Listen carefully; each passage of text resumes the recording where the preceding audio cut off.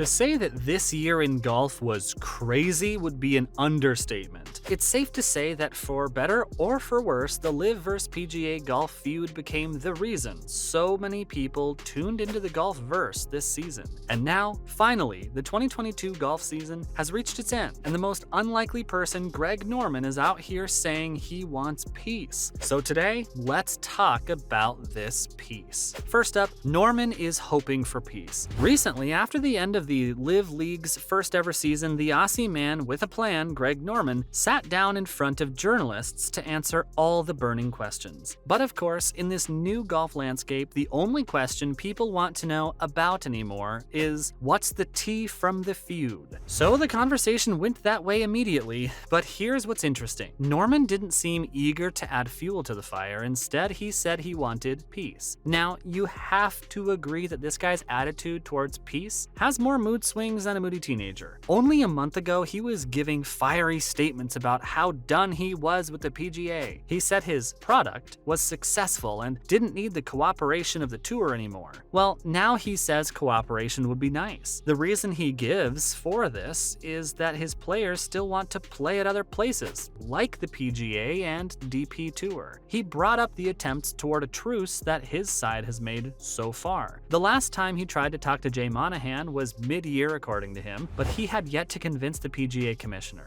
It's Greg Norman we're talking about here, so obviously he didn't talk about peace peacefully. He said the tour's ill will is disappointing. Following up, Norman accuses PGA of lighting the fire.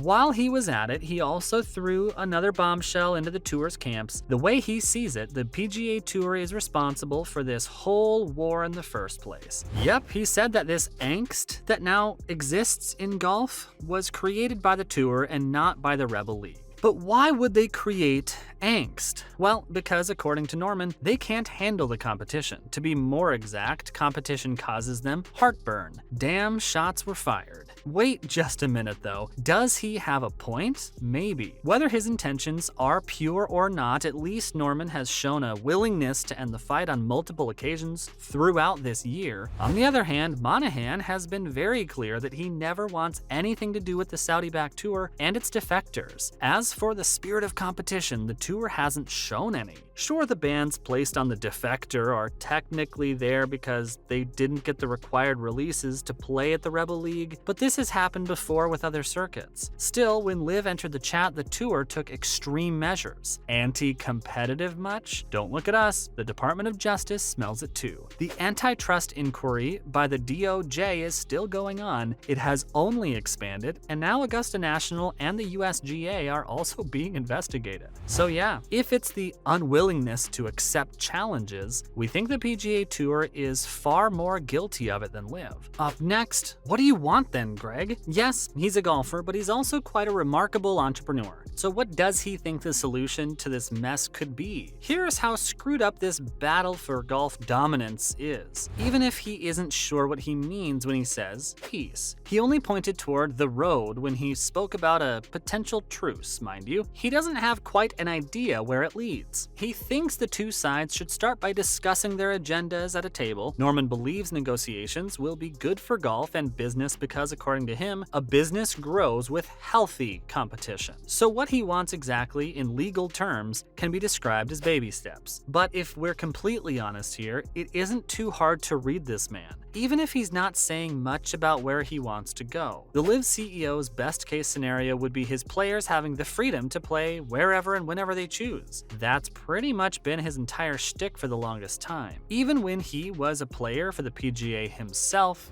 his point is, if the players are independent contractors, they should be allowed to use that independence to play any event they want. End of story. And we'll be honest, it doesn't sound that bad now, does it? Also, considering how much Greg has been campaigning for world ranking points, we can be positive that his drive for those points inspires his latest soft spot for peace. A truce with the tour means the OWGR favor. Moving on, Rory McIlroy is also game. Jay Monahan is stubborn, but if the situation is bad enough to melt McIlroy's heart, maybe there's hope. The Northern Irishman has been up there with Tiger Woods criticizing and opposing the Saudi-backed league, but recently, even he said he realizes that finding a middle ground is the only way forward. Rory thinks the feud has reached a point where it's hurting the game of golf and its popularity. As he explained, golf as a sport isn't as expensive as football, where many entities can coexist at once and each can have its fan base. Hell, even overlapping fan bases. In golf, though, you can't have that privilege. The only way golf's popularity will stay stable is if the two circuits stick together. Now that's a great sentiment from the world's best golfer, but hey, McIlroy, do you mind saying all of this out loud in the PGA office or something? See, this guy has a big say in the workings of the tour, so yeah, even this little statement from him is big hope for the possibility of peace. Don't let us down, McIlroy. Coming up, they'll both have to compromise. A miracle happens suddenly and the two circuits decide to work together. What will they have to change then? For starters, they'll have to compromise their schedules. Moving into next year, the PGA Tour will require its members to play 15 events, including the major championships. On the other hand, LIV is expanding into 14 events. Do you see where we're going with this? Yeah, well, playing all of that isn't humanly possible. So for the possibility of a truce to be true, both the PGA Tour and LIV Golf will have to make their requirements flexible. That's just us dreaming big. Let's collectively pray for Monahan to be convinced to meet Greg for a nice dinner or something. Time to take a look at the situation right now. Look at us getting way ahead of ourselves and talking about peace. Now is the time to be real. So, what's going on the battlefield right now? Well, in short, the PGA Tour has upgraded to legal battle, and this time they've gone for the Saudi PIF and its governor, Yasir Al-Rumayyan. Very nice. And what's the LIV up to, we hear you ask? Well, they're waiting impatiently for the 15th of November because it's when they get all the communication records of the PGA representatives. That's when the tea spills. There you go. Talking about peace is all fun and games, but the reality is as messed